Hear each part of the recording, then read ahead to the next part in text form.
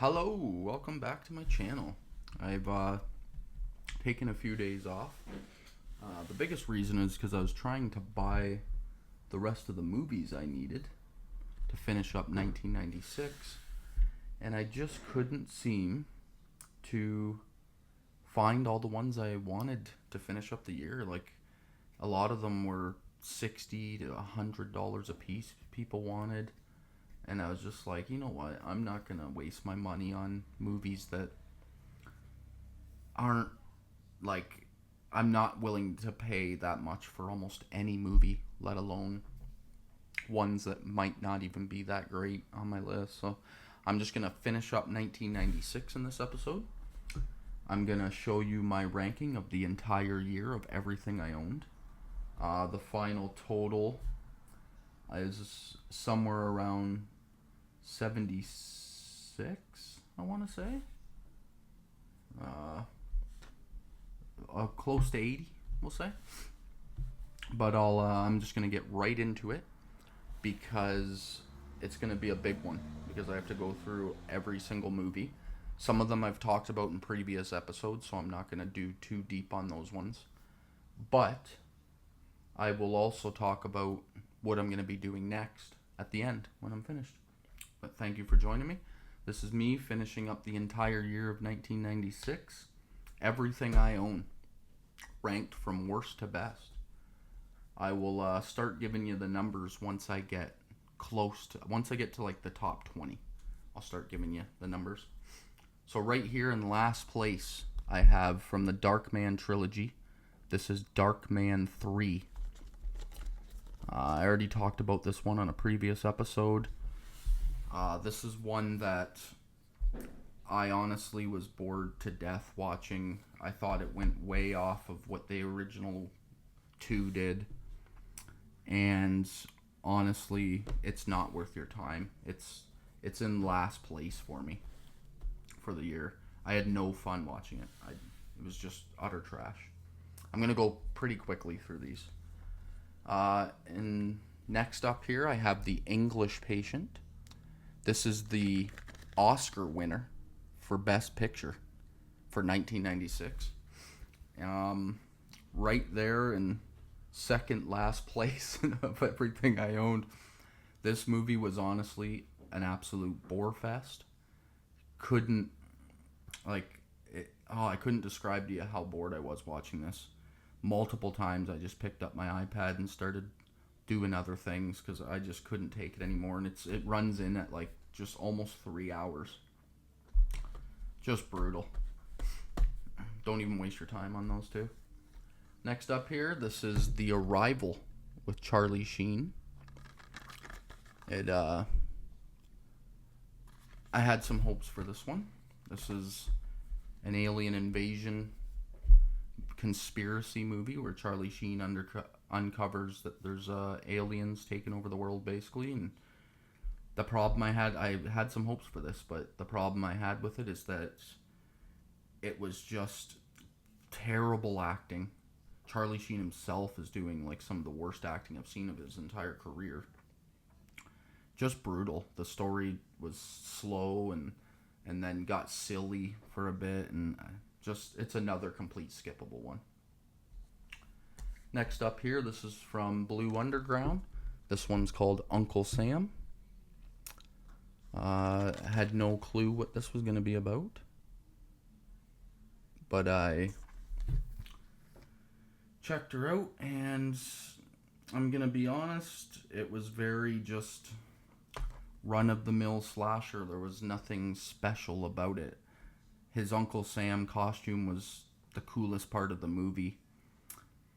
There's not much to say. I already talked about this one on a previous episode as well. So, I'm just going to skip right over it. Next up here, this is All Dogs Go to Heaven 2. Just rando here. This one I didn't do on a previous episode, but there isn't much to say. If you've seen the first one, this is like just it's like when Disney did like Peter Pan 2 and the twos of all of their movies. It's just less a lesser version of it. But yeah, it's still cute and fun to watch with kids if you have kids. But nothing to write home about. Next up here, this is Last Dance, starring Sharon Stone. This is she's on death row, and the whole movie, I had some hopes for this one too because it sounded like a decent movie, and like the whole movie she's just on death row. She's just it's just a depressing, sad story about whether or not the death penalty should exist, basically, is what they're trying to do. They're just showing you what she actually did and whether or not she should be killed for it. And it has a little bit of a good ending. Like, not great. It's just, it had me sucked in a little bit for the end. I've talked about that one on a previous episode as well. Next up here's another one of those sequels.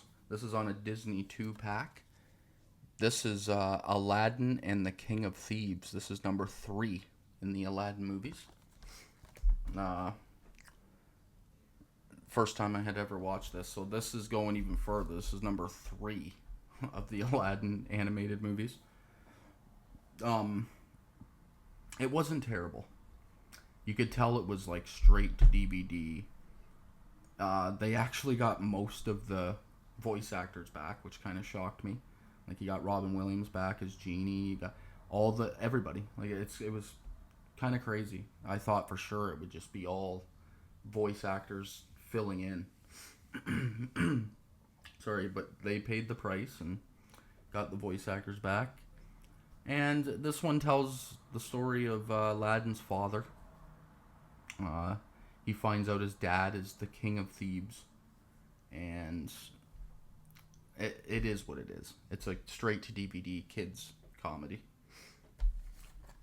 Next up here, this one stars Ellen DeGeneres and Bill Pullman. Called Mr. Wrong. This is from Mill Creek. So it's just bare bones. But it also has Joan Cusack. This one, if you took out how silly it kind of gets in some parts, like it's so ridiculous at some moments. It's not a rom-com either. Like, when I looked at this, I thought it was going to be a rom-com. It isn't. She's trying to, this is like before she came out as being gay. So she's trying to find him.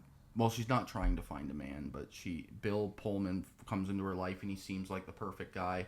And then once they get together, he changes, and it gets just unreal silly. Like, he changes into just a crazy, stalking, but comedic.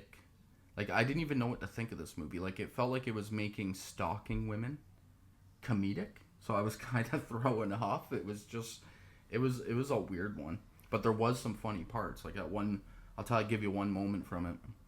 She wakes up in the middle of the night, and Bill Pullman is outside her apartment building window. And she's like, thinks she's dreaming, but then she looks, and he's on stilts. It cuts to the outside, and he's actually on stilts and everything. It's just goofy comedy like that. But yeah, it is what it is. Next up here, I have one of the most highly praised movies of 1996. People love this one. Oh man, it's Romeo and Juliet with DiCaprio and Claire Danes amongst a whole bunch of other people. I honestly, I thought everything was cool about it except for the fact that they're talking, like they're reading the play, William Shakespeare play. And it felt so odd because it's a modern movie and they're all talking like, why art thou? And like every single line in the movie is straight from classic literature. And I just struggled. Like, half the time, like, I wasn't just not smart enough.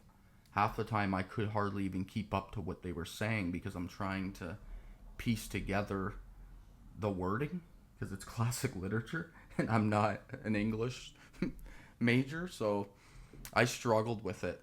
And to be honest, if it wasn't for that, this movie to me would be much better. But I just couldn't do it. I wasn't smart enough. So it lands way down here because of that. Next up here, this is a movie starring Hulk Hogan. Yeah, it's called Santa with Muscles. It also has a very young Mila Kunis. And it also has Robin's dad from that 70s show. No, not Robin. What's her name? Oh my god, I can't remember her name. What's his name? Jeez. Really screwing up on this one. Anyways, doesn't matter. Don Stark, I think his name is. But yeah, this one, like... So I watched this with Samara, my daughter, and she thought it might have been the worst movie she's ever seen. Like, when she was done, she was like, I think that might be the worst movie I've ever seen. It is. It's maybe one of the worst movies I've ever seen. But I put it higher than all these other ones because it's so bad that I will probably put it on again eventually and rewatch it just to get a second take on how terrible it actually is. Like, it starts out, I'll give you a little bit of a rundown. The movie starts out with Hulk Hogan. He's like a rich guy. And he's like in a high-speed chase, shooting at cops, running people over. It's like he's basically going on an insane murder spree with his rich buddies. And then he gets in an accident and he gets amnesia.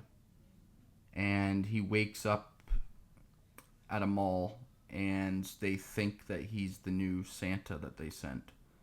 So now he just gets away with all that insane crime because he doesn't know who he is. And the whole movie is now like a kid's comedy.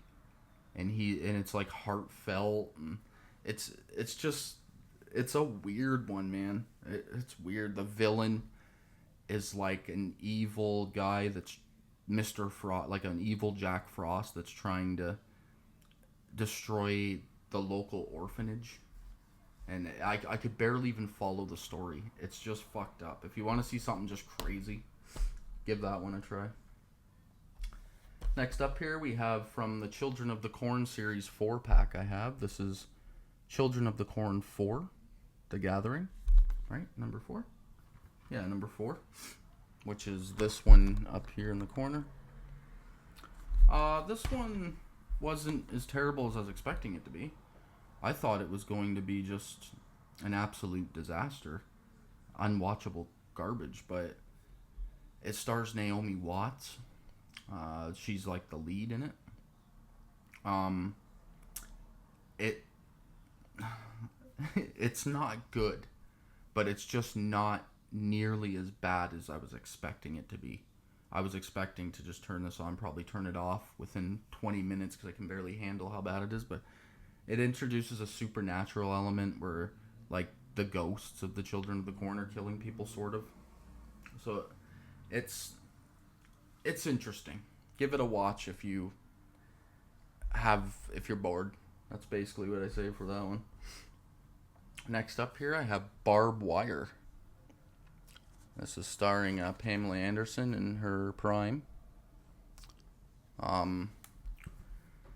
This is kind of like, if you haven't seen it, it's kind of like, I know it's rude to even compare this to The Crow with Brandon Lee, but it's kind of like that. It feels like the same kind of movie, like comic book villains, and she's comic book hero, and it feels like that, only way shittier in every way imaginable. The acting's horrendous, the action scenes are bad, but I had a little bit of fun here and there with it. Mostly at just how silly it truly is. Like Pamela Anderson gets out of the tub at one point and there's just like soap on her nipples and on her crotch, and she's walking around the room with just that. I'm like, and talking to people and stuff. Like, it's just over the top ridiculous. So, if you like those kind of movies. Next up here, we have Mary Riley, starring Julia Roberts and John Malkovich. This is a take on Dr. Jekyll and Mr. Hyde. I've already talked about some of these in my previous 4 episodes, which I was going to finish right out to the end and do 10 and then do this video at the end, but I wanted to... I wasn't able to buy as many movies as I was wanting to. So I just said, I'll just finish up on 96 and move on to something new. Plus what I'm doing going forward, I'm actually looking forward to getting started on. I'll let you know, I'll talk about it at the end of the episode. But Mary Riley, it's Dr. Jekyll and Mr. Hyde told through the eyes of Mary Riley, played by Julia Roberts, and Malkovich plays Hyde. Good acting. Just too much of a love story drama. Like, there was... this one's a hard one because some people might really like it, but it just wasn't my cup of tea. I got bored. I was just like, okay, come on, get on with it. Especially when you think that you're going into a Jekyll and Hyde, and it just isn't really. Like, it's more of a love story. Alright, next up, speaking of The Crow, we have The Crow City of Angels. I've talked about this one too on a previous episode. Not nearly as good as the first one, obviously. But, with that said, this one did have some cool elements. I liked the one villain played by Iggy Pop. He does a decent job. Mia Kirshner comes in here, does a decent job as the villain. Vincent Perez plays the Crow. There's moments where it's really good, and then the rest of the movie is really shit. That's the problem I had with it. Like, for the most part, the movie's complete garbage, but then once in a while, you'll get a really good moment, and you're like, fuck, man, if they could just done this more and got the script better and the writing better and everything. There's potential. If you really love the first Crow, give this one a try. You might find some enjoyment out of it. Next up here, we have a TV movie, Peter Benchley's The Beast. This is a beast of a runtime. Pun intended. It's frickin'... what did this run? Over 3 hours, I think? Like, it's a made-for-TV movie, so it's like one of the Stephen King movies. It's just really long. And here's the point, or the shitty part. If this movie was cut down to, let's say, even 2 hours, if you cut an hour of the bullshit out, and you narrowed this down to a 2-hour movie, this would have been much higher on my list, because the effects on the Kraken, basically, or what they call it in this, the giant octopus. It's a Kraken, giant octopus, giant squid, that sort of thing. And the effects on it are actually pretty good. And then the final hour of the movie is pretty solid. Like, it has you sucked in, wanting to know what happens. But it's just way too long. It didn't need to be 3 hours. It should have been 2. And it would have been higher. White Squall on its 2-pack here. It's the only way I could get this one. It's on this side.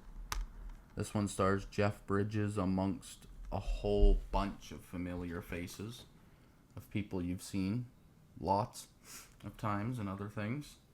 It's a take, like I talked about this one already as well in a previous episode, that it's a take on, like, it's a crew on a ship, and Jeff Bridges is their captain, and it's kind of like a perfect storm where just a bad storm hits, and Jeff Bridges makes a couple bad decisions, and he gets some of his crew members killed, and it has, like, he's getting charged with their deaths and stuff. It's just, it's really dramatic, and then the first like hour of the movie is just like all the guys becoming friends on the ship and getting to know each other, and it's like that. It was decent. It just wasn't the greatest. Next up here, this is from Paramount Presents, their line. This is The First Wives Club, starring a trio of quite funny women here. This opens up like that. I already showed it on a previous episode. I was expecting this to be funnier than it was.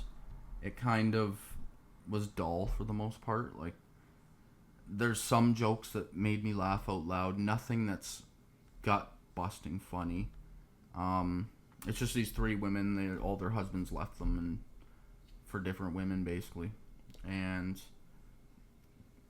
they're trying to get back into the dating game and also get back at their old husbands. Just that kind of movie.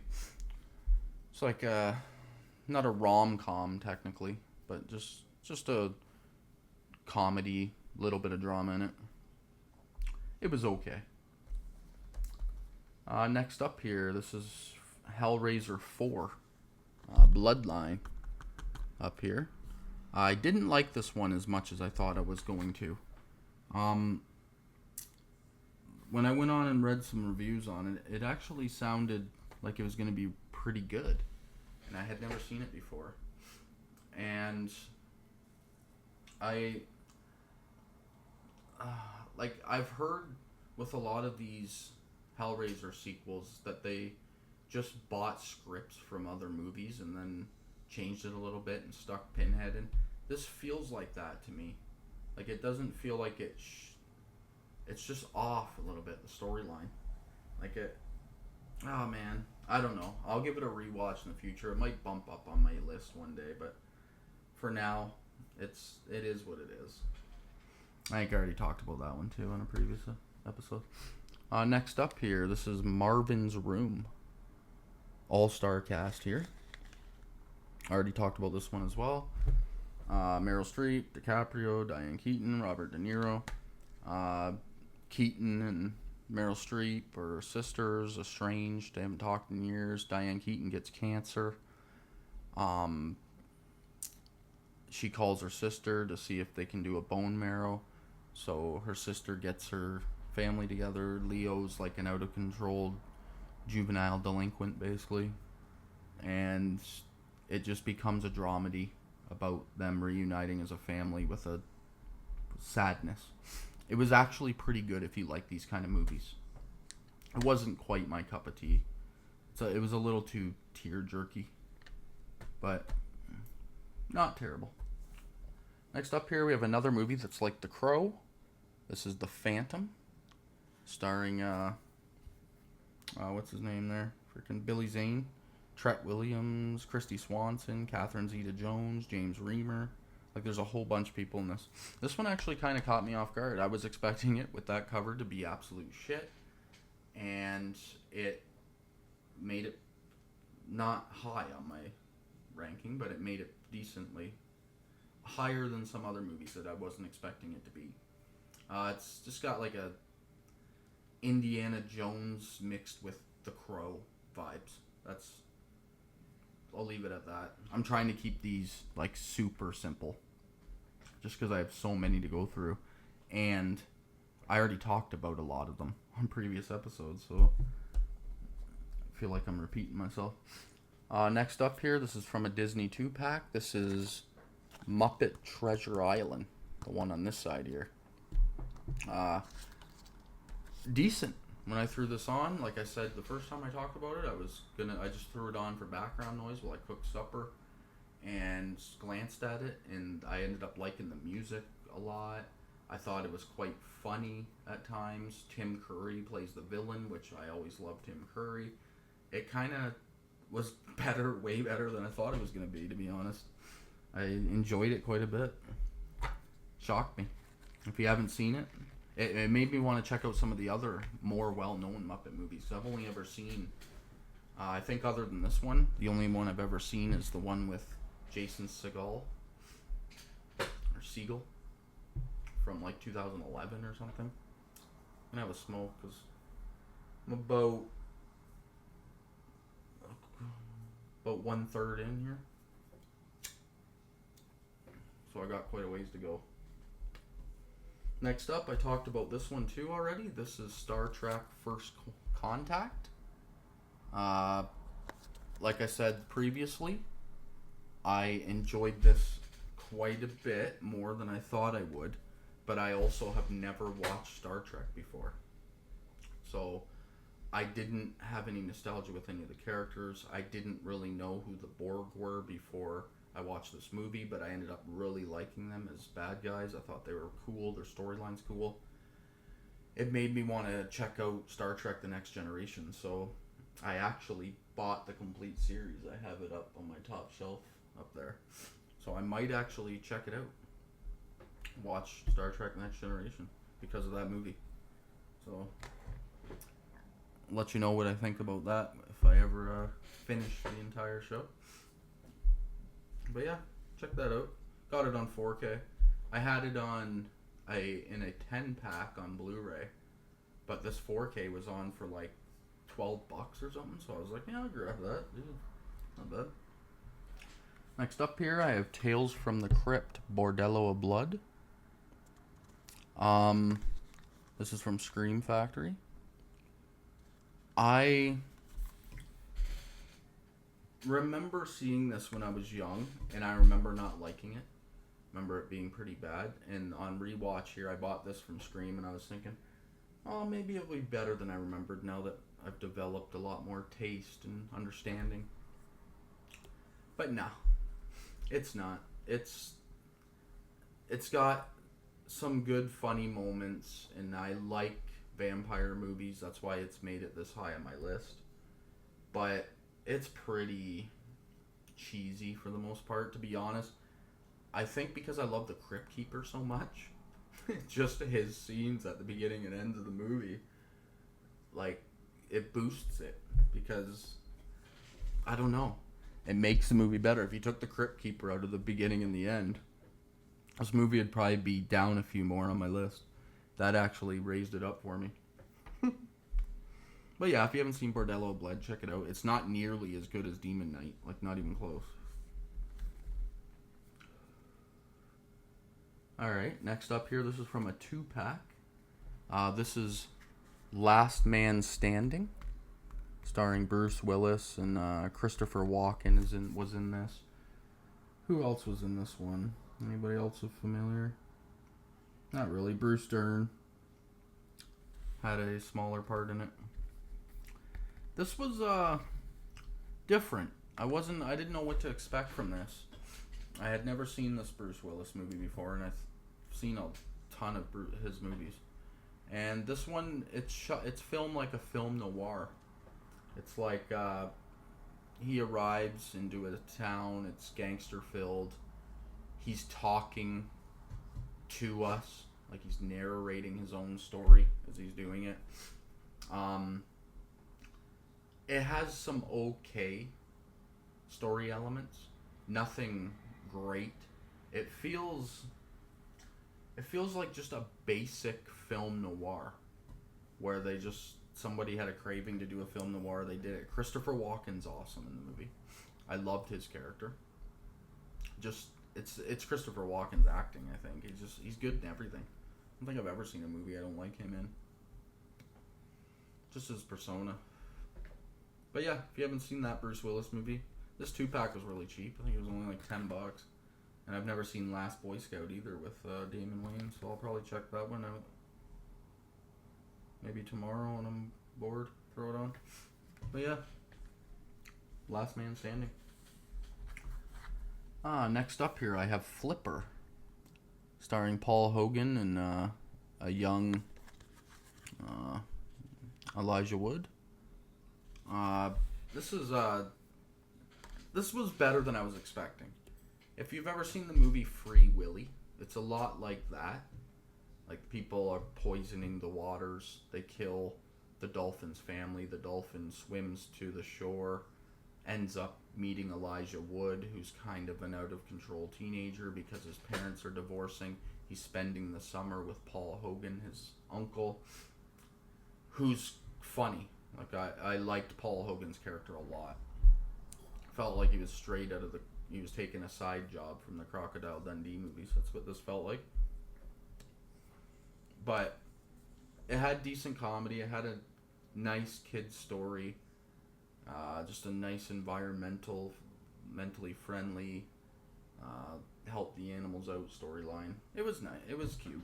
I didn't mind it. That's why I made it this high. Alright. That was my bottom 25 of the year. Next up is the next 25.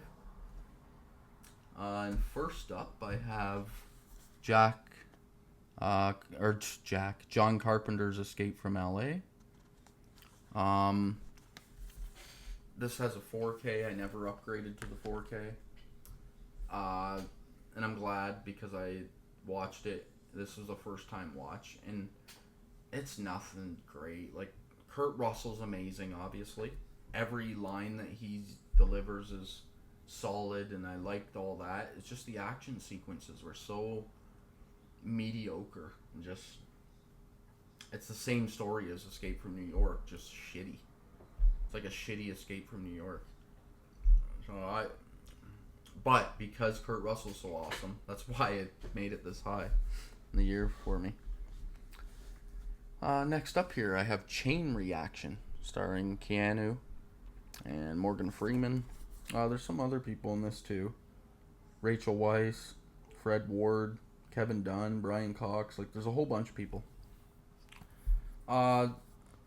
It's just about scientists that are creating, like, they developed a new electrical technology, and then all of a sudden the plant blows up. Keanu Reeves is framed, and he ends up being on the run, and he finds out it's a government conspiracy movie where they're trying to steal the technology, basically, from them, and there's twists and turns. I was hoping this was going to be much better, but it ends up just being a middle of the pack, mediocre, I've seen it before action movie. So I couldn't put it any higher. This is as high as it gets. If I had to rate Keanu movie action movies, this would be like low tier for him. Still worthy of a watch though. Everything going forward is definitely like worth checking out. Next up here, this is from Scream Factory. This is The Island of Dr. Moreau. It's got the slip here. It's got the original artwork underneath. I don't think Scream Factory doesn't give digitals. I don't think so. I don't really need to check, but I will anyway.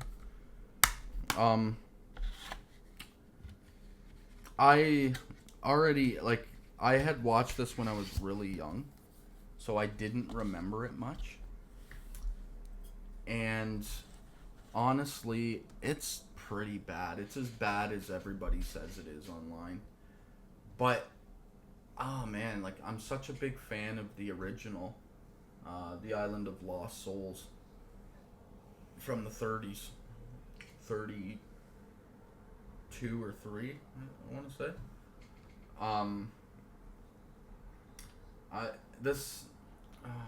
It's hard.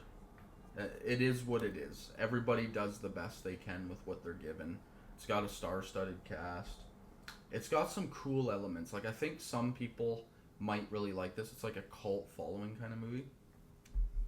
Like, some people might be like, that's blasphemy that you don't like it, but it wasn't for me.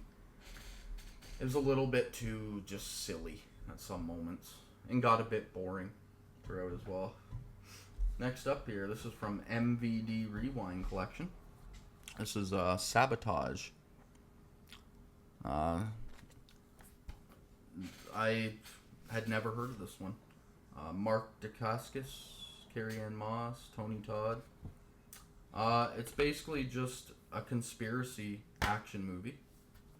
It doesn't come with anything, but it does come with like little poster like all the MVD Rewinds do.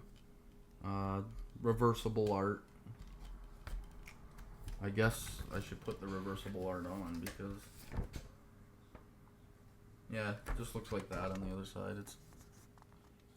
But I always put the reversible on when I have the slip that has that, because why not? And then I just messed up and put the wrong side in. Bear with me here. This was actually okay for what it is. Like, I wasn't expecting anything because I'd never heard of it, and it ended up being decent. Like, it had a couple twists and turns. It was really gritty. Like, they just don't care. Like, it's definitely, it feels R-rated.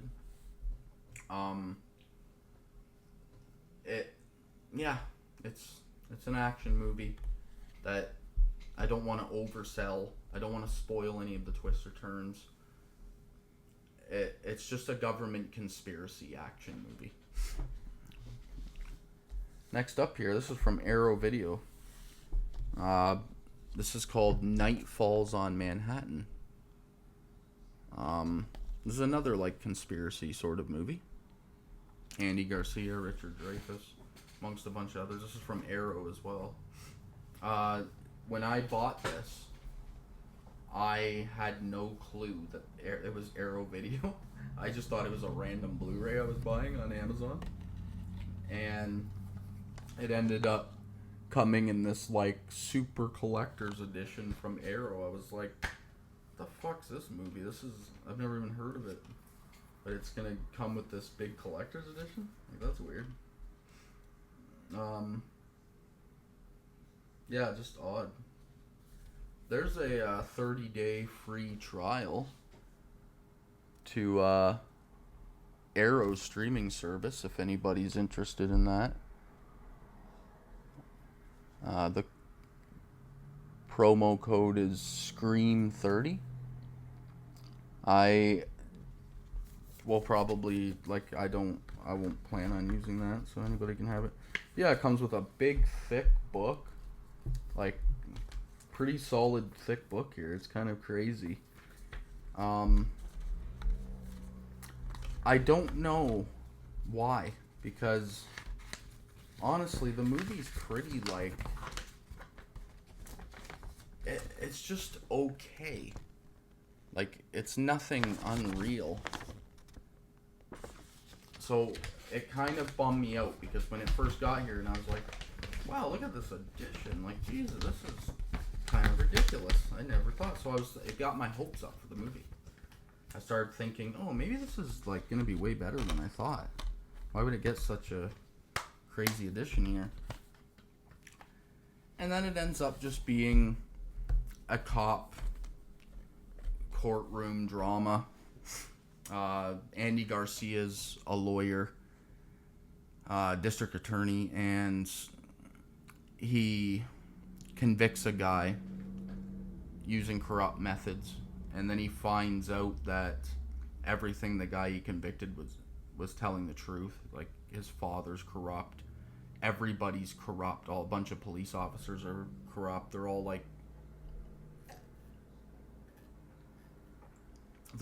taking down drug dealers and taking their money from their territory and keeping it for themselves and their drugs. It's just like a cop corruption movie with some courtroom drama elements. It's worth checking out. It wasn't terrible. It was pretty solid. This next one here is sort of a war courtroom drama. It's Courage Under Fire.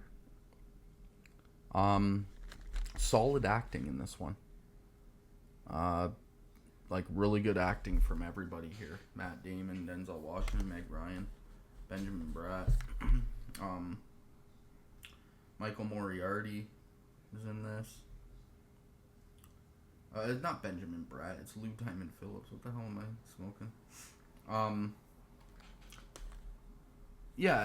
Denzel Washington plays a, what do you call? Like a agent that's, what do you call them? Jesus, I'm blanking. It's the people that the army, the military, and the police for internal affairs. He's like an internal affairs guy for the army, and he's brought in to investigate what a female officer's death, a captain, and people start dying. He finds out the story that they've told isn't actually true. So it's one of those. He starts uncovering what actually happened in the events, and it shows the events through all the people that were there's eyes one at a time. It's pretty solid. Like, I actually thought it was a pretty good movie. I enjoyed it. I gotta start speeding this up though, because still got a lot to go through here, and I got quite a few left. Next up here from Kino Lorber. This is 2 Days in the Valley. Starring a whole bunch of people. Charlize Theron. This was a wild one. This is more like Jeff Daniels is in a whole bunch of people. It feels like it's just like a bunch of people's stories told are happening, and then they all come together. Like, they're all intertwining at certain points in the movie. And it had some pretty good comedic moments. It has some, like, sexy thriller moments, especially with Charlize. She has a couple sex scenes in the movie that are quite graphic. With one with James Spader that's pretty graphic. It's decent. It's a pretty solid, just crime, sexy caper, basically, is what you'd call it. Yeah, check it out. Next up here, I have a kids movie I've already talked about on a previous episode, Fly Away Home. This one is the story where Jeff Daniels and Anna Paquin train a bunch of geese here in Canada to fly a migration pattern, and they teach it themselves using a plane. And it's a true story. And look into the true story. I already talked about this on a previous episode, so I'll just glance over that one. I think I did this one as well. This is from a Jean-Claude Van Damme 5 movie pack. And this is the middle one, Maximum Risk, it's called. Stars Van Damme and Natasha Henstridge.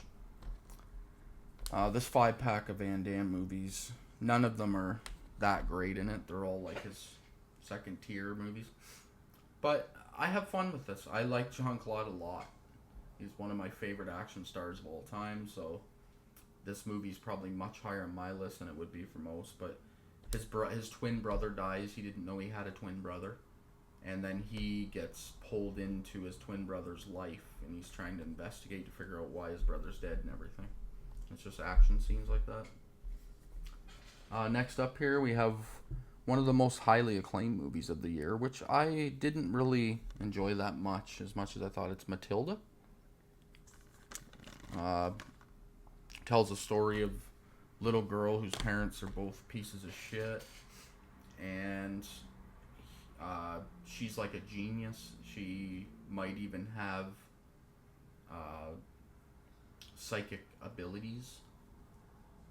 I won't spoil anything in case you haven't seen it. Sorry, I'm freaking yawning a bit. It's really late, like always. I have to record super late because, like I said before, my house is a little loud and chaotic, so I like to do it at night when I can just relax without noise. Yeah, Matilda. If you haven't seen it, a lot of people probably have, but if you haven't seen it, I'd give it a watch. It's a nice family film, and it's got some decent comedy in it. Next up here, we got The Birdcage. This is the movie about two gay men whose son meets a conservative girl whose parents are both like red state senators in the U.S., and they have to all come together. And it's got some good comedic moments. Like, I had talked about this one on a previous episode as well. Part 2, I think. I can't remember, of my 96 talk. But if you just want some good laughs, and you got to put up with a little bit of political commentary, which can get irritating at times, even if you're like, doesn't matter what side of politics you're on. For me, I just don't like being told how to think when I watch a movie, so it irritates me a bit, but it's still pretty damn funny. Next up here, we have The Nutty Professor, starring Eddie Murphy. And Eddie Murphy, and Eddie Murphy, and Eddie Murphy. This was better than I remembered. I thought I was going to absolutely hate it, and it ended up being quite funny. When he takes the experimental drugs that make him turn skinny, and he becomes like regular Eddie Murphy. It's actually quite. I like that version of him. It's just cocky, arrogant prick Eddie Murphy, and I enjoyed it. I find those sequences quite funny. So if you haven't seen it, check it out for sure. Next up here, we have another from Scream Factory. This is Thinner. Classic, like, made-for-TV movie from Stephen King. This was based on a Stephen King novel, right? It's directed by Tom Holland. Yeah, based on a book by Stephen King. It just tells the story of a guy that wrongs some gypsies, and he gets a curse put on him, and he's just gonna keep losing weight no matter how much he eats until he dies. And it gets pretty intense in the final act. I enjoyed this way more than I thought I would. It landed pretty high. I was expecting it to be pretty cheesy and shit, and it's actually landed pretty high for me. Next up here we have Broken Arrow. This is Christian Slater and John Travolta. Action movie by John Woo. I talked about this one too. This one, it feels like another like run-of-the-mill action movie. Like, it doesn't do anything special. It's just clicks all the boxes basically. It doesn't stand out at all, or it would be much higher. Like, I love action movies, so you don't have to do a whole lot. That's why it's middle of the pack. About halfway through my year, actually, what I own. And yeah, it's Broken Arrow. John Travolta's the villain, Christian Slater's the good guy. Next up here, this is on 4K. This is Space Jam. I know this is probably much lower on my list than it would be on a lot of people's. I had no nostalgia with it when I was young. I actually didn't even really remember watching it, to be honest. I think this one passed me by when I was young. Which is weird because it was right at the age where it would have been lined up perfect for me, but I just never watched it. So this was sort of a first time watch. And it's not bad. Like, it's got its funny moments. It's got some epic moments. It's got an awesome soundtrack. It's got everything there is. It's like, it just didn't stand out to me. Like, I didn't turn it off and be like, ooh, I really need to watch that again in the near future. Like, I may never watch it again. I don't know. But it was good. And the 4K looks beautiful as well. Next up here, we have a Stallone. This is Daylight. Not bad. This is a tunnel collapses on a bunch of people, and Stallone is part of a rescue team, and he has to go down and try to get them out safely. And bad shit happens, and it's like just an action thriller. Has some pretty intense moments of like claustrophobic type moments because people are trapped underground. Not too bad if you like that style of movie. Next up here, this is from Mill Creek. It's got the classic like VHS slipcover. This is The Fan, starring Wesley Snipes and Robert De Niro. This one caught me off guard. I thought it was just gonna be a typical like baseball movie mixed with some action, and it's not. De Niro plays like he's a quite scary psycho in this. Like, he's stalking Wesley Snipes. Wesley Snipes is a famous baseball player, and he's into baseball so much that he lives it. Robert De Niro. So his team, or Wesley Snipes, gets traded to his team that Robert De Niro loves, and he's not living up to par. And De Niro starts stalking him and trying to figure out why he's not living up to par and performing great. And he's trying to help him perform better by like he kills people, and Snipes doesn't know he's doing it, and then he ends up working his way right into Snipes' life with his wife and kids and stuff, and his own family. He has his own family drama happening. Robert De Niro, like, it's pretty intense, especially the third act. I was like, wow, this is much better than I was expecting. But yeah, check out The Fan if you haven't watched it. Next up here, we have directed by Tom Hanks. This is That Thing You Do. I remembered liking this movie a lot when I was younger. And on this second watch, I actually found the comedy to fall a little flat. I wasn't laughing as much as I was expecting to. But the music's really good and the storyline's decent. It just follows these guys as they form a band and start to make it big. Tom Hanks is their agent. And I have to say, it let me down a little bit. It wasn't as good as I remembered it being.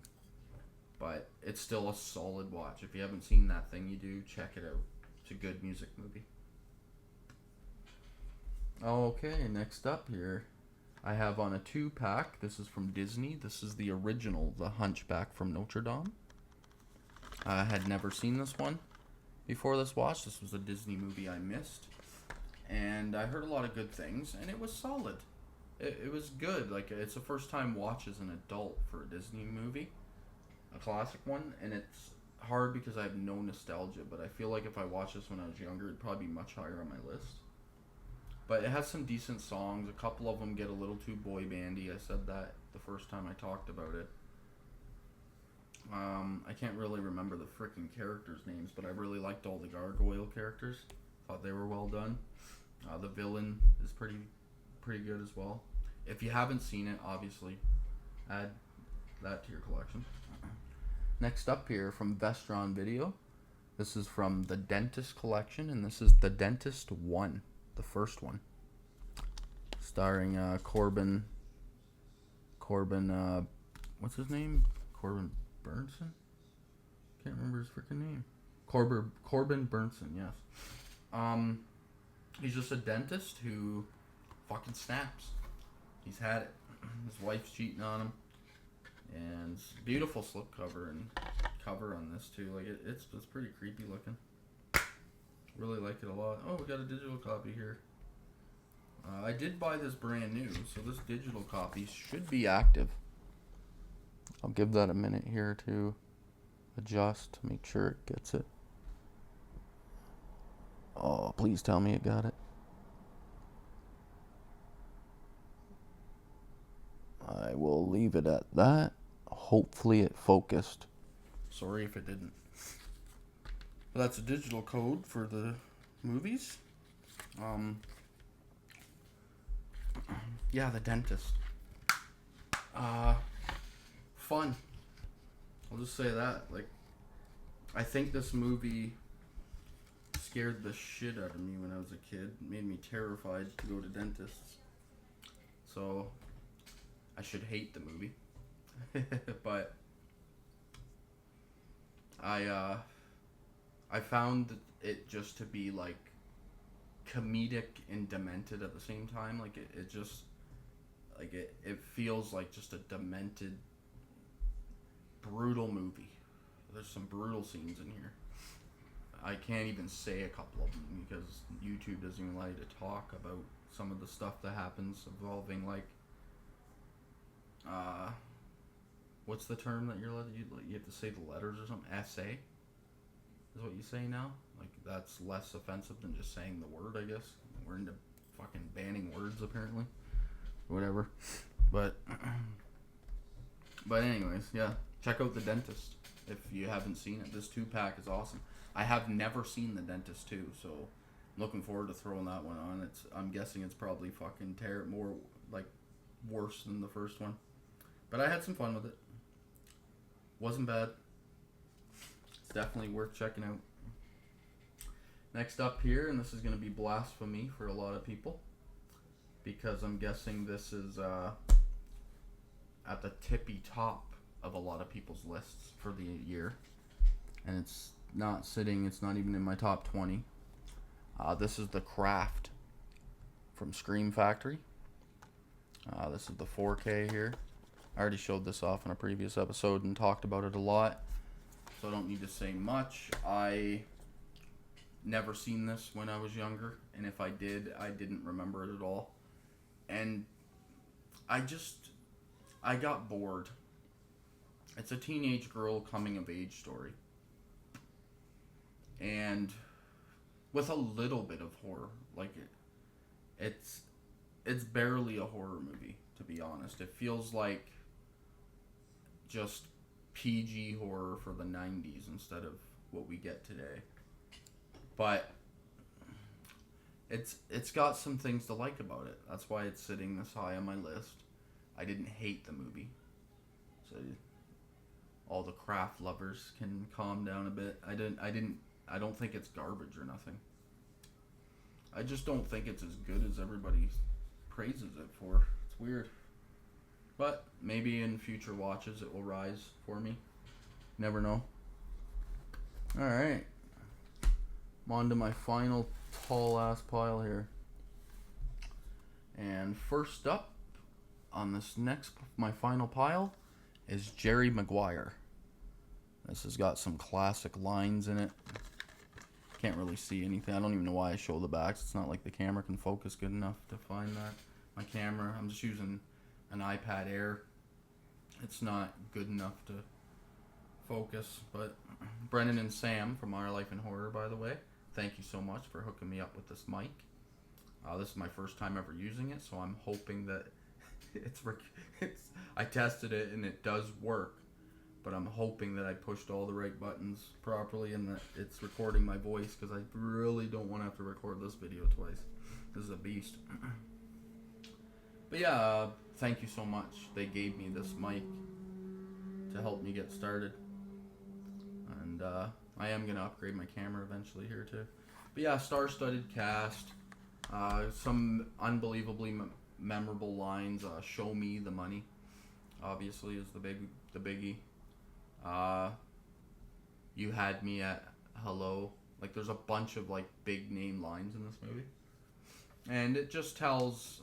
It's a rom-com / sports movie, and Tom Cruise is just a cocky know-it-all, and he meets Renee Zellweger, who's like more of a quiet, shy type, and they slowly fall in love with each other, and she brings him back down to earth and just makes him respect the little things in life more. And it's a good story with some okay comedy and some good acting.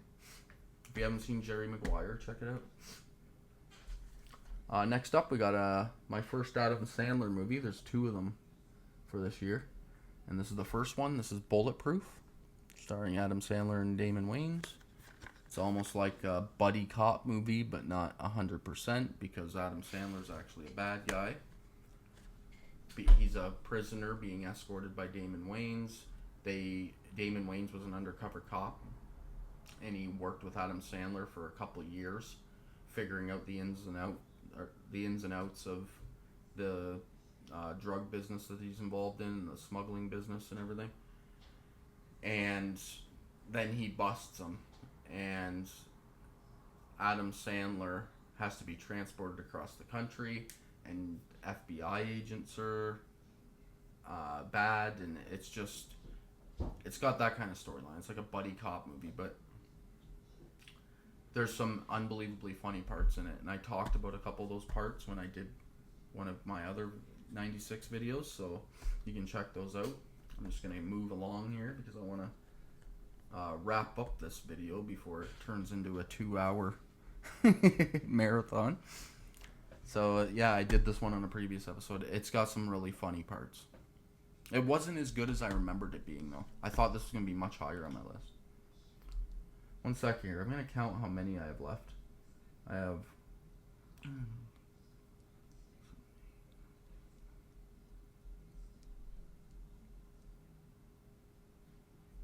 Alright, I'm going to take off everyone that isn't in the top 20. Once I get to the top 20, I'll tell you. Next up here, I have a Schwarzenegger movie. This is Eraser. Just a fun action thriller, conspiracy movie. Vanessa Williams is her name. Yeah, Vanessa Williams. And she is like a reporter, and she uncovers a corruption story, and all of a sudden people are trying to kill her, and Arnold Schwarzenegger sent in to try to erase her from existence, but like just to fake her death basically, and help her go into, like, just help her become invisible to the bad guys. And it's just like it's just a typical Arnie action movie. Everyone's seen Eraser. I don't need to go in depth. You get what you get. Next up here, this is a historical drama / epic. It's called Michael Collins. It's based on an Irish like rebel, basically. It stars a whole bunch of people, but Liam Neeson plays the lead here. What's the name? Well, the name of the guy he's playing is Michael Collins, obviously, but he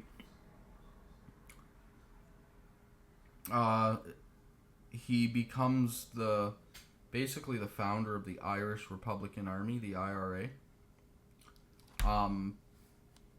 He leads people to overthrow the government in Ireland, and it leads to some brutal civil war stuff. And once he takes over, he almost becomes the bad guy, sort of. People start rebelling against him as the new government, and it's a good storyline. Like, I really like the storyline, and it's a true story, so it can get a little bit boring at times just because it's a true story and they can't really add too much to it to make it super exciting, or else you're starting to lie. So it's cool. WB Archive collection for this one. It was a cool true story. I like true epics like that, historical epics. Black Sheep is my next one. Chris Farley and David Spade. It's not Chris Farley's best movie. I like Tommy Boy better. But this one still has a lot. Like, these two guys just play off each other so well. David Spade and Farley. It has lots of good comedy. It's a silly storyline. His brother's running for governor, and Chris Farley's a fuck up. So David Spade is sent by his brother to basically babysit him. And his brother, Chris Farley, uncovers a conspiracy. A lot of conspiracy. Said that word probably 50 times in this episode.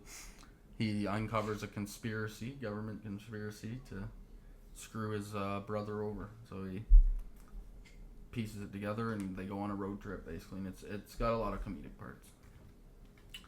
Next up here, this is a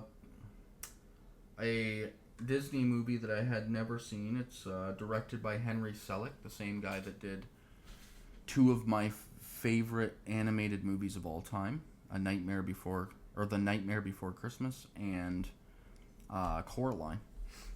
And this one's called James and the Giant Peach. Now, this one is a trip. This one feels like, I don't do drugs, but this one feels like if you did some drugs and watch this, that it would just fuck with your mind. Like, it starts out as live action, and this kid is trying to escape his shitty life and go to America.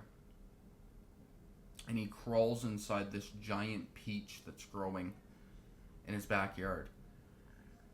And as he's crawling through, it turns into like stop motion animation.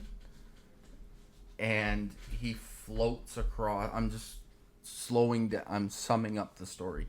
He floats across the entire ocean to America, and in animation. And when he gets to America, it goes back into uh, live action again. And as he's floating across, he meets all the bugs living inside the peach, and they just have this crazy, whacked out story. It's such a hard movie to explain. Like, I need to watch this again and again and again, probably, to really piece it all together. But it's a whacked movie. You should definitely check it out if you haven't seen it. It threw me right off guard. Next up here, I have Train Spotting. This is another one of the most highly praised movies of the year. I thought it was pretty solid for the most part.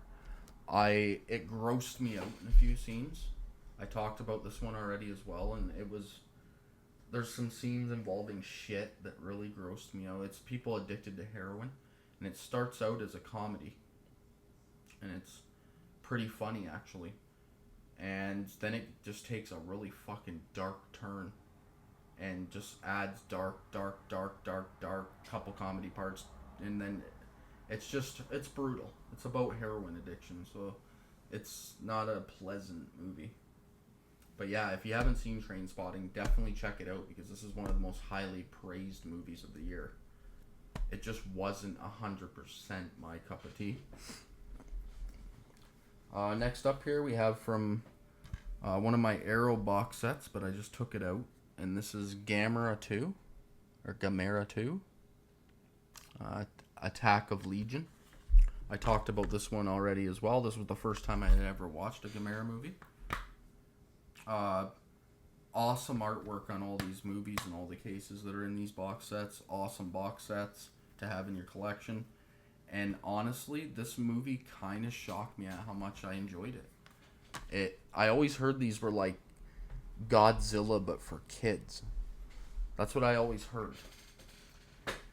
And I don't think they are. I think they're horror movies, to be honest. Like, I think Gamera was really cool. Like, he has all these super powers.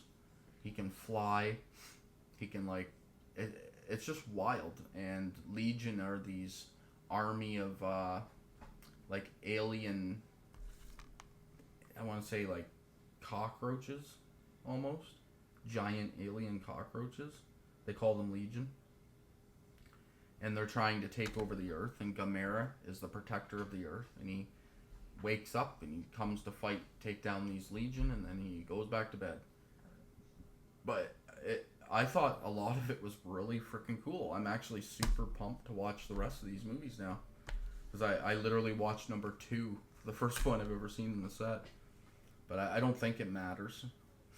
But yeah, definitely check out those if you haven't. Alright. Next up here, this is another one of the most highly praised movies. This is Swingers. Vince Vaughn and Jon Favreau. Their team up. The only reason why this isn't higher, because I really enjoyed the storyline, and I love the way these two guys play off each other. I think their acting together is top notch. All the acting actually in general is really good. I just found it a bit boring in the middle act, and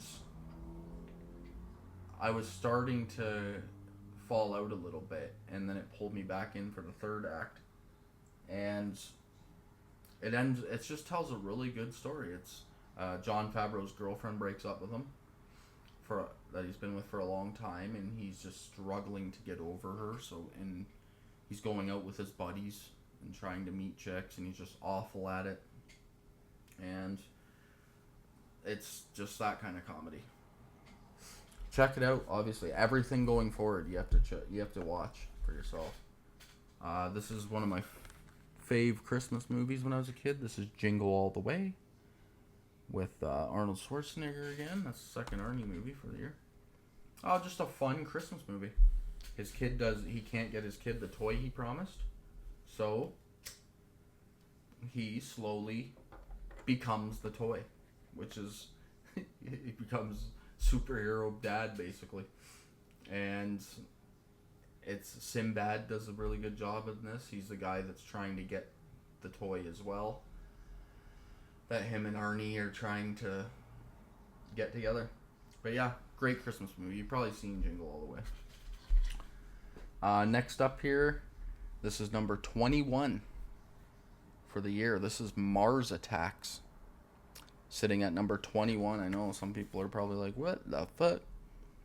But I really, like, every movie I'm about to do now are all top-notch movies. These are all must-sees. Best movies of the year. And this one really, it's just fun, ridiculous, almost cartoonish. Well, yeah, like very cartoonish. Unbelievably stacked cast. It's an alien invasion movie for anybody that doesn't know, but I'm guessing almost everybody knows what Mars Attacks is, even if you haven't seen it. But yeah, it's just the goofiest looking aliens in movie history trying to take over the Earth and all of Earth fighting back. Very funny, very fun. Alright, at number 20, I have a movie called Primal Fear. This is a courtroom drama.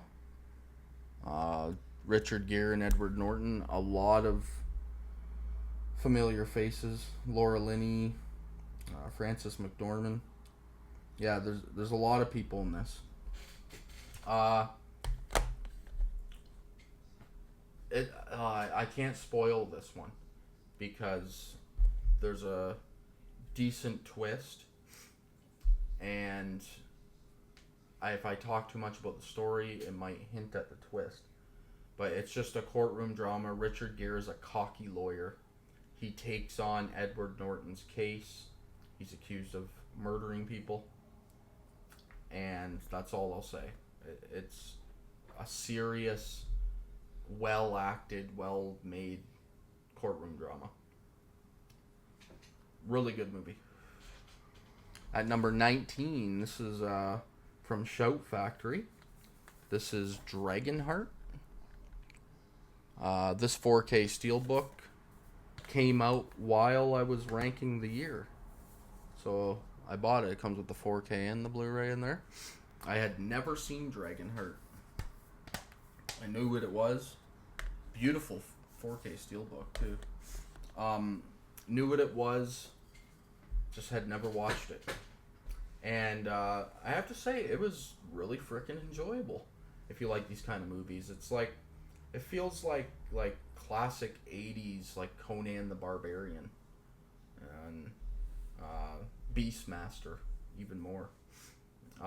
Stuff like that. Like, Dennis Quaid is a knight. He saves a king at the beginning. And dragons exist in this world. And there's some bad CG on the dragon. The dragon is voiced by Sean Connery because dragons talk in this world. What can I say without completely ruining the movie? Like, it's an adventure quest movie, but when he saves the king's son, who he's been training to be a really good king when he grows up, the son ends up getting an arrow through the chest, through his heart. So he rushes him to a cave with the mom, and this is summing it up big time. Lots of other stuff is happening, but the dragon rips out part of his heart and puts it in the kid and saves the kid's life. And then the kid grows up to be just an evil, awful king. And it cuts to years later, and Dennis Quaid is an old, pissed off knight because he fucked up. And he blames dragons because he believes that the piece of dragon heart that was put into the kid is what made him evil. So all dragons are evil. And basically he runs into the last dragon in existence, voiced by Sean Connery, because Dennis Quaid has been on a dragon killing quest his entire life. And that, I'll leave it at that. That's a lot of story sum up, so I'll leave it at that, and it goes from there. A whole bunch of familiar faces. Rip Torn is in this. A whole bunch of people you've seen before. That was number 19, right? So at 18, I have Fear, starring Mark Wahlberg, Reese Witherspoon. I think this might be Wahlberg's like debut. If he was in anything else, I haven't seen it. Alyssa Milano. Yeah, this is just a shitty boyfriend. Mark Wahlberg plays like worst boyfriend ever. And he does it well. Like, you just want to punch him in the face throughout this entire movie. The way he talks when he's like, oh man, everything about him. This was really good. I actually enjoyed this a lot. He's just psycho boyfriend. But yeah, leave it at that. Psycho boyfriend. Ooh, next up here from Scream Factory. This is a werewolf movie called Bad Moon. Wasn't expecting anything from this. I thought it was just going to be some cheesy, shitty movie. Right from the opening, when I seen how good the practical effects were, I was like, ooh, I'm going to like this. And here's the thing. The story's very bare bones. The acting is mediocre at best. But the effects on the werewolf is really freaking good. And the kills are all brutally violent and well done. I enjoyed this. I think this is a really good werewolf movie. You gotta check it out. Bad Moon. And next up here, this is another courtroom drama. This is A Time to Kill. Racial tension courtroom drama. I explained this one in an earlier episode already. It's a racially segregated state that the movie takes place in, and a bunch of Nazis, like KKK members, beat the shit out of and do some serious damage. I gotta watch the words I use now, because like this, I can't stand this YouTube bullshit. Like, if a movie is about something and it's horrendous, I should be able to describe it without being freaking flagged. Like, it's so stupid. The whole point of the movie is what happens, and I don't even know the words to describe it, but you know what I'm trying to say. Something brutal happens to his daughter by these KKK guys, and they get off on the charges, so Samuel L. Jackson goes and kills the fuckers. And Matthew McConaughey comes in as a cocky, up-and-coming lawyer. He takes the case, and it becomes a courtroom drama. And he's getting threatened by the KKK throughout the movie. It's just a racial courtroom drama. It's really well done, well acted, tear-jerking. Just some solid stuff. Check it out if you haven't. Alright. Up here at 17, we got Beavis and Butthead Do America. Like I said when I talked about this on a previous episode, it was my first time ever watching anything Beavis and Butthead, so I have no nostalgia with it. And it was funny. There was so many parts. These two characters, the noises they make can get really fucking irritating, but then it starts to grow on you halfway through the movie, like you're okay with it. And there's so many good comedic lines. I don't need to spoil any of them. I think I did spoil a couple of them on my previous episodes. But check it out. If you haven't seen Beavis and Butthead Do America, just grab it. It's a cheap Blu-ray. And I personally guarantee you that it'll be good for a few laughs. It'll put you in a good mood. Ooh, another comedy up next here at number 16. This is Kingpin. Woody Harrelson, Bill Murray, Randy Quaid. Bill Murray being Bill Murray. It's a bowling movie with lots of comedy. It's a great comedic bowling movie. Woody Harrelson and Bill Murray and and Randy Quaid just nailed their roles here. Randy Quaid plays an Amish guy. Woody Harrelson's an aged bowler that had Bill Murray fucked over when he was young, and he lost his hand because of it. And all their stories come together, and there's a lot of good comedy there. Another one that's great for some laughs. And then at number 15, this might be blasphemy for some people too. This is From Dusk Till Dawn. Solid vampire movie here. Just excellent, to be honest. Quentin Tarantino's such a slime ball, as always when he's in a movie. George Clooney's excellent. Harvey Keitel, Juliette Lewis, Salma Hayek, Cheech Marin, on and on and on. Danny Trejo, Fred Williamson. Stacked cast. Fun vampire movie.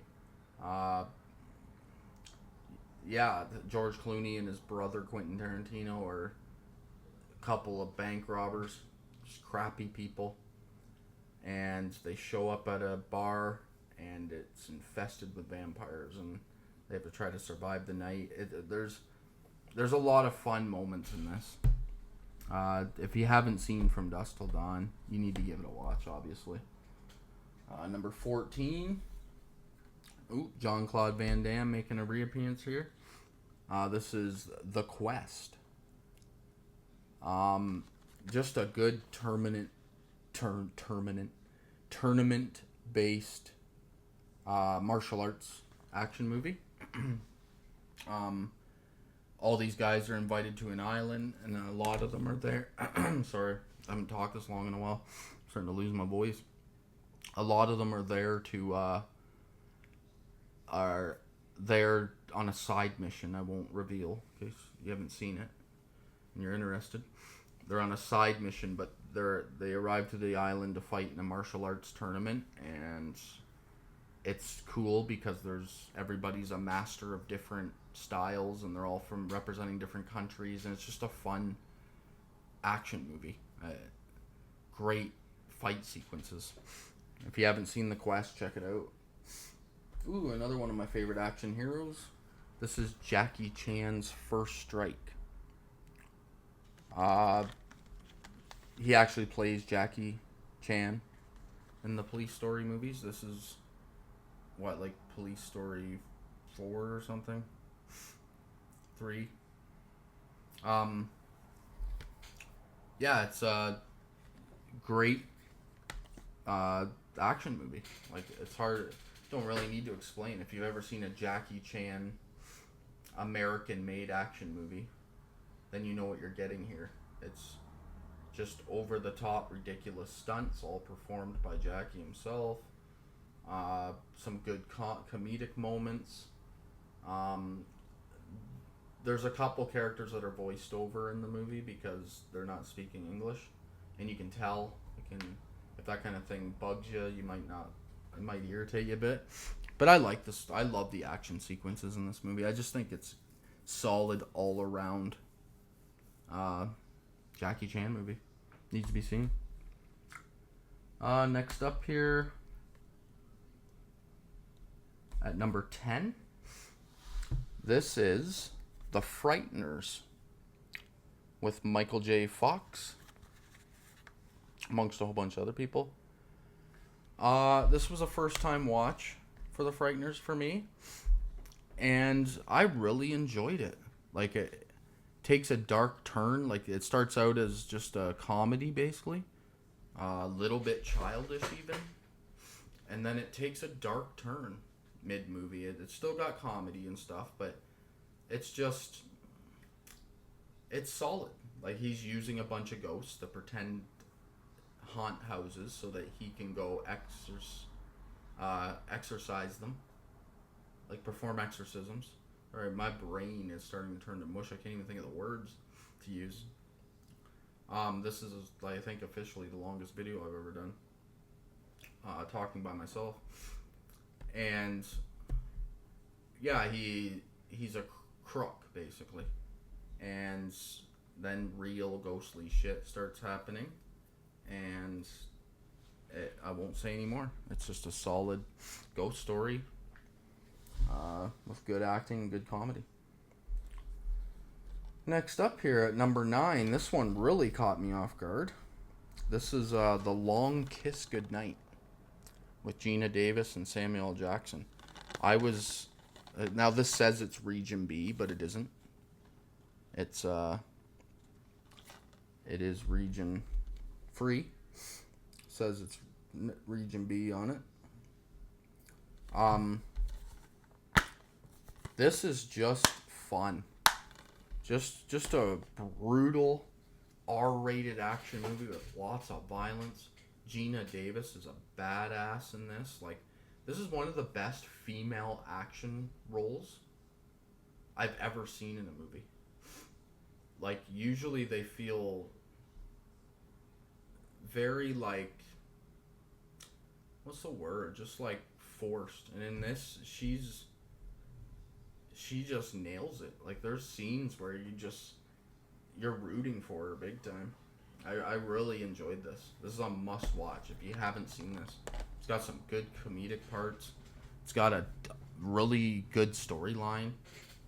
Like the first half, I'm not even gonna give anything away. These are all must watches in my top 10, so I'm not gonna give away any storyline on these. Just check them out. Honestly. Next up here, what number am I? 8? Yep, number 8. We have Independence Day. One of the biggest money makers of the year. One of the biggest movies of the year, obviously. I have a lot of fun with Independence Day. I've seen it quite a few times since I was a kid. And it delivers. Will Smith is awesome. Jeff Goldblum is awesome. Everybody's awesome. Except for the guy Jeff Goldblum works with. His voice is fucking irritating in this movie. I couldn't wait for him to, like, disappear as a character. It's brutal. But yeah, alien invasion movie. And / apocalypse. Like, it feels like a 2012, like, just a natural disaster movie, but it's an alien invasion. Lots of great scenes. I don't need to go too deep on Independence Day. I'm going to push towards the ending here. Wrap this up. Coming in at number 7. I showed this one off already. This is Tremors 2 Aftershocks. From Arrow. Great big nice collector edition here, 4K. Kind of crazy that this movie got a treatment like this. I love to see that. And Tremors 2 is awesome. I'm not going to pull it all out because I already did on a previous episode. If you haven't seen Tremors 2, you need to check it out. I would argue it's almost as good as the first one. It delivers on the comedy. It's just fun. Like, they introduce a new graboid. This is the introduction of ones that can run on land. I always forget what the hell they call those ones. Drives me nuts. Then I never remember to look it up because I can never remember. So Brendan, if you end up watching this episode, you should comment and let me know what the hell the name of the graboid is that they introduced, the little dog-looking ones that run. Because you probably know. I know you're a huge Tremors fan. Yeah, Tremors 2. Check it out. And then, coming in at number 6, I have this is Jerry Bruckheimer and Michael Bay. The Rock. Starring Nicolas Cage, Sean Connery, Ed Harris, a whole bunch of people. Tony Todd's in this, Michael Biehn, William Forsythe. Like, this is stacked cast. And it's a Michael Bay movie. But this is before he got super lazy, in my opinion. This is like good writing, good acting. Like, it's just a good storyline. Ed Harris is a team of soldiers. With a team of soldiers, they hijack Alcatraz Island, The Rock, and they have some missiles, and they're threatening the U.S. government because they think the government did some corrupt shit to some of their soldiers, and they're threatening to blow up like New York City, if and Florida and all the big cities basically, if they don't reveal what they want them to reveal. So the government sends in Nicolas Cage and an ex-convict, Sean Connery, who's escaped from Alcatraz before, and they send him in with a team of Marines to try to take these guys out. And it's just great. Great everything. It's a solid action film. This is actually my second top action-based movie of the year. But yeah, if you haven't seen The Rock, check it out. Next up here, this is just a fun movie, a natural disaster movie. This is Twister. Just picked up this 4K, actually. I had it on Blu-ray, but then it came out on 4K while I was in the middle of ranking this year, so I was like, yeah, grab that for sure. Perfect movie for a 4K restoration. And it is. Looks fucking awesome. I watched it on this. I had already watched it on the Blu-ray and ranked it, but then when I got this 4K, I was like, I'll give it another watch. But yeah, excellent. I've heard the new one, Twisters, is actually pretty good as well. I don't think it'll be as good as this, in my opinion. Just because I love Bill Paxton. I think he's a solid actor. Rest in peace to him.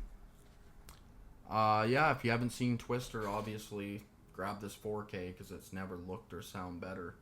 If you have a good stereo set up, it feels like the tornado's coming through your house. It's pretty awesome. Next up here at number 4, I have Fargo. Funny comedic cop drama, crime murder story by the Coen brothers. Frances McDormand, William H. Macy, Steve Buscemi. Just solid movie. Can't say enough. This was, I was leaning towards like my top 5 here. Actually, minus Twister. Twister belongs at number 5. My top 4 here can all shift around. Like, it's really hard. They're all really equal.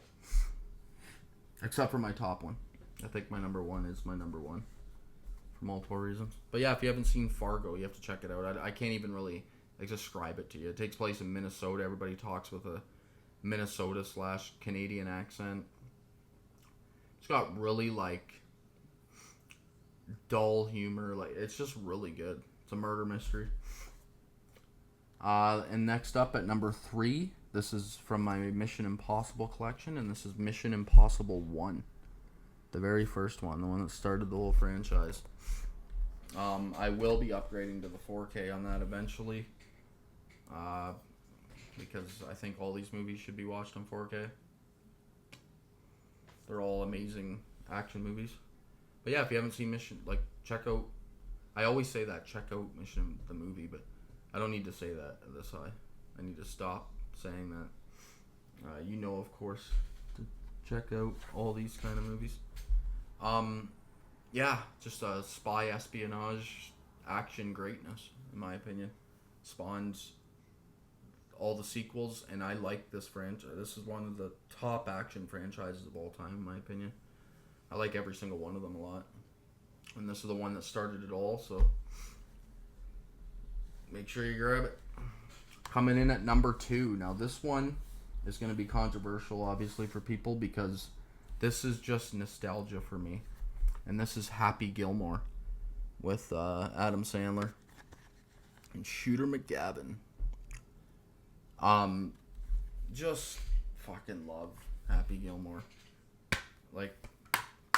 I remember when I was in public school, I used to skip some classes, skip half a day here and there, sit at my friend's house, smoke some weed, and just chill and watch Happy Gilmore. I've probably seen this movie, it's got to be 100 times. Has to be. In my life. I still watch it probably once a year. And I'm a huge Boston Bruins fan, and I'm pretty sure that Adam Sandler wearing his Bruins jersey in this movie is why I am a Boston fan. I've seen this movie so young. Pretty sure that that's what made me a Boston Bruins fan. Because I'm from Canada. So a lot of people are always asking me that, like, why do you like Boston? You're not, like, you've never even been to the city. I'm like, yeah, I know. I've always liked them, so I like them. But I think this movie might be responsible. But yeah, just great comedy. It's obviously silly in a lot of spots. And it might not be funny to everybody. But I enjoy it. I enjoy every minute of it. I'll probably watch it another 50 times in my life. And then obviously everybody knows what my number one is. It's the OG Scream. I think that this is one of the best horror movies of the 1990s. It might even be the best horror movie of the 1990s for me. I'm not sure. That I would have to really think that out and rewatch a lot of them. But Scream, like, this is a go-to, like, just feel-good comfort movie, even though it's a horror slasher. I love all the actors. I love everything it did for horror. It changed the game, reinvented horror. Like, it in my opinion, not a lot of people agree, but I feel like this movie, like, saved horror in the 90s, at 96. Because yes, there's some doozies, but there isn't a lot of good 90s movies each year, 90s horror movies. Like, if you go from 90 and you look it up, 91, 92, 93, 94, 95, all the way up till 96, there isn't a whole lot. Like, there's like one really good one each year, and then a whole bunch of middle of the packers. But Scream, I think, it changed the game, and it became one of the greatest slasher movies of all time. Love it. I will be watching the Scream movies forever as long as I keep putting them out, and I'll always get some enjoyment out of them. Like, I always say, like I've said on other podcasts with Brendan and Sam from Our Life in Horror before, like, Scream 6 is probably my least favorite in the whole franchise, but I still enjoy it. Like, I've still watched it 3 times since it came out in 2023, and I don't know, this franchise, I just turn it on. It's a franchise I turn on all the time. Just get a lot of enjoyment out of watching them. Like, obviously, I don't think that this franchise is comparable to the classic ones. Like, it's not Friday the 13th, it's not Halloween, but yet I go to these more than those. So it's a weird concept. It's hard to rank. If you're gonna rank, like, horror movie franchises, it's really hard. It's a hard thing to do for me, because it's like, do you base it on how many times you watch it? Like, how many times you would go to these movies? Because, like, I think the original Halloween is better than any of these movies in these franchise, and I also think the original Friday the 13th is better than any of these movies in this franchise. When it comes to just, it's hard. I won't even get into that. That's a conversation for a different day. But yeah, Scream. Obviously add that to your collection. It's also come out on 4K, so I'll probably upgrade to that eventually too. But yeah, man, here's my freaking insane stack for this episode. I'm going to stack them right up there like that. And then we also have this other stack right here too. Jeez. That's everything I own from 1996. And like I said, I'm missing a lot, but they are just asking way too much. Like, I was going to pick up Crash from Criterion Collection. That's another one that came out in 96. And they want like 50 something dollars for it on Amazon. I'm just like, I've seen Crash and it's not for me. So I'm not paying probably 60 with tax. I refuse. They just released the movie Bound, which I've never seen. That's from '96 as well. I don't own that one. I can't even tell you what I'd think of it because I haven't seen it. But it's expensive. The 4K's $74 here in Canada plus tax, so like $80. Fucking ridiculous. What else was there? Movies I missed that I wanted to rank but just couldn't. Larger Than Life with Bill Murray. I love Bill Murray, so I've never seen that. I can't rank it. There's a Wes Anderson movie called Bottle Rocket with the Wilson brothers. I think it might be both their film debuts. I've never seen that either. There's a bunch, like I said. There's like, you can't truly complete a year unless you're like super rich and you're just willing to buy movies off people for whatever they're asking. And then even then, there's a lot of movies that just have never come out. They're just so low budget that they've never come out to be able to buy that I would want in my collection. So yeah, that's my 1996, and I am officially done watching every single one of these movies. I watched every one of these practically back to back to back to back over the last month and a half, 2 months. Just been watching the shit out of the year and happy to have completed it. Can now say I've seen every single movie I own from that year. And yeah, so I'll talk about what I would plan on doing going forward in my next probably like couple of months, 3-4 months worth of episodes. I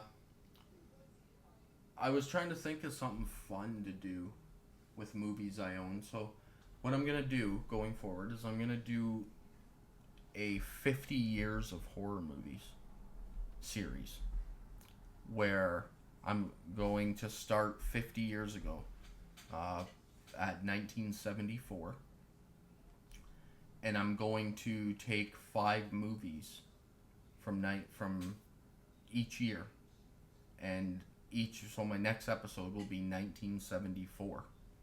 Start 50 years ago, and I'm gonna rewatch, and talk about and give deeper thoughts on each one of these 5 movies from starting at 74 and all the way up to 2023. And I'm gonna do 5 an episode, and they're all just gonna be movies I own, obviously. And yeah, I'm just gonna do like the last 50 years of horror movies, 5 a year that I think that you should definitely have in your collection. And it's movies I own. So obviously some of them, it's not going to be what I think are the 5 best movies of each year, because I don't actually own everything. So it's going to be 5 movies I own that I think you should definitely add into your collection. And on each episode, I will rank them. So 1974, the 5 I do for 74, they will be 5, 4, 3, 2, 1 ranked. And I think that's fun. It's fun for me. I think it's interesting. So yeah, I'm just going to do that. It'll probably take me like 4 months probably to watch that many. It's 250 total movies I'll be watching. Horror movies. And yeah, just going to do that and see how she goes. But thank you so much for joining me for this marathon. Anybody that made it to the end, halla frickin' Luya. And I will see you in a couple days. Thank you.